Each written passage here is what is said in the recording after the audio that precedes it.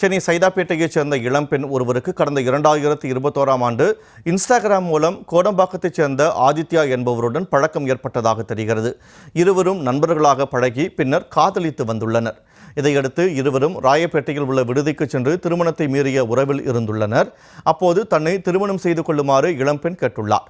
ஆனால் அதற்கு மறுப்பு தெரிவித்து ஆதித்யா இளம்பெண்ணை ஏமாற்றி வந்துள்ளார். இந்த நிலையில் ஆதித்யாவை கைது செய்யக்கோரி இளம்பெண் தியாகராய நகர் அனைத்து மகளிர் காவல் நிலையத்தில் புகார் அளித்துள்ளார். புகாரை பெற்றுக்கொண்ட காவல்துறையினர் ஆதித்யா மீது போக்சோ வழக்கு பதிவு செய்ததாக தெரிகிறது. இருப்பினும் ஆதித்யாவை கைது செய்யவில்லை.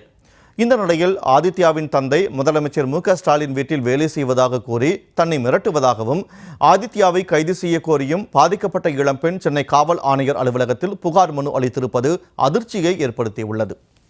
கம்ப்ளைண்ட் கொடுத்தோம். 3 மாசமா கேஸ் போடுறோன்னு சொல்லி எஃப்ஐஆர் போடுறோன்ட்டு கேஸே போடவே இல்லை. அதுக்கப்புறம் அந்த பையனோட லிமிட் கோடம்பாக்கம்னு சொல்லி அங்கே கேஸ் ஃபார்வர்ட் பண்ணி விட்டோம் அப்படின்ட்டு எங்களை 4 மாசமா இழுக்கடிச்சு அதுக்கப்புறமேட்டு கோடம்பாக்கம் ஸ்டேஷன்ல எஃப்ஐஆர் போட்டாங்க. எஃப்ஐஆர் அவன் பையன் மேல போட்டோம். இன்ன வரைக்குமே அவன் மேல ஆக்ஷன் எடுக்காம இருக்கிறாங்க.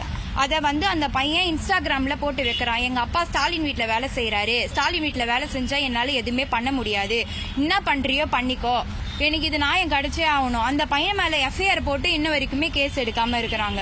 எஃப்ஐஆர் போட்டு ரிமைண்ட் பண்ணணும்ல, அவனை ரிமைண்ட் பண்ணணும்.